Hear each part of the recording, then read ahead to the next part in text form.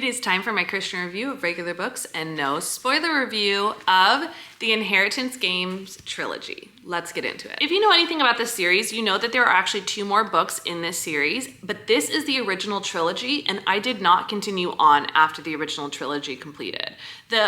Past this, the books talk on other characters that are touched on in here, but with slightly different stories and world building and things like that. We're only talking about the first 3 books in the series.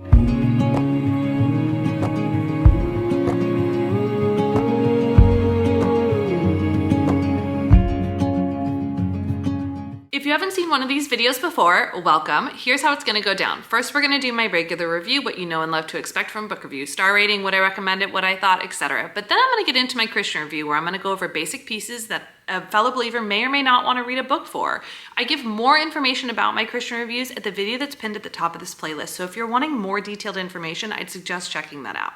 However, if we're here, let's go ahead and get into my regular review. I picked up this series because it seemed super fascinating and interesting, and it was going around all over TikTok, and I was like, okay, I'll check you out. Now this is a very there's a game and you're trying to figure it out, and it's very logic puzzle game type of thing with a girl who could potentially end up winning all of the resources and money from this one person's inheritance. Now, it's very fascinating, and I was super engaged in the first book. The first book had me captured. I could not put it down. I had so much fun. I read it so fast. I just thought this book was the best time. However, from here, I do feel like the following books become kind of repetitive, and that's why I stopped after the 3rd book. I felt like I was rereading the same story each time with maybe a slightly different twist or character.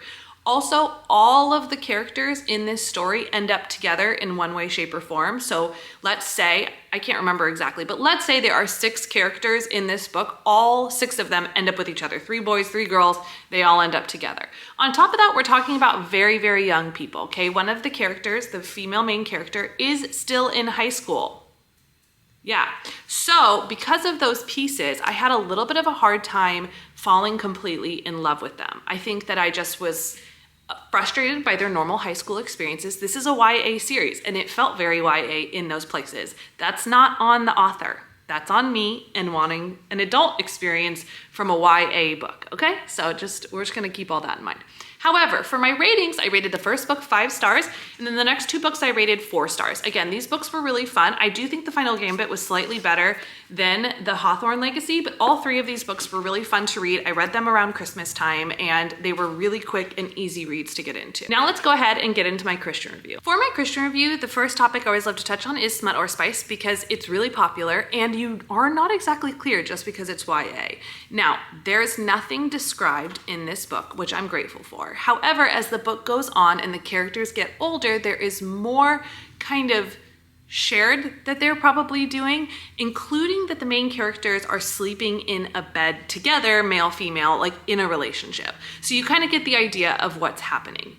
Granted, nothing is described, which I'm grateful for. However, I still feel like it kind of takes this very young girl and makes her much older than she is. So just something to keep in mind. Second category is if there's any explicit language, and no, there is not. So that I really, truly appreciated. And then I just want to touch on the fact, because it could be in these books of violence and gore, but there really, really isn't anything in there.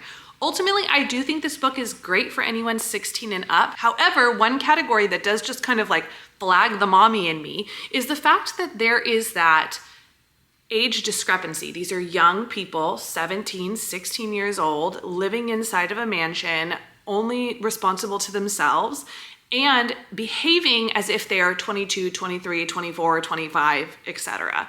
And so I think it gives a misrepresentation to your 16-year-old that says, oh, look, this character is doing it. Now, do I think that a 16-year-old is obviously going to go out and repeat what they see? Maybe not, but just something to keep in mind for you to make that decision that's best for you. As always, you can see everything that I'm reading and rating in real time by following me on Goodreads. You can also find me on TikTok, on Instagram, and I do have my own YouTube channel where you can see more of the day-to-day of what I'm reading and what I think. If you've read this series before, we'd love for you to tell us all about your thoughts down in the comments below. So make sure to comment there. And we'd love to hear from you, so make sure to email us at hello@trokia.org.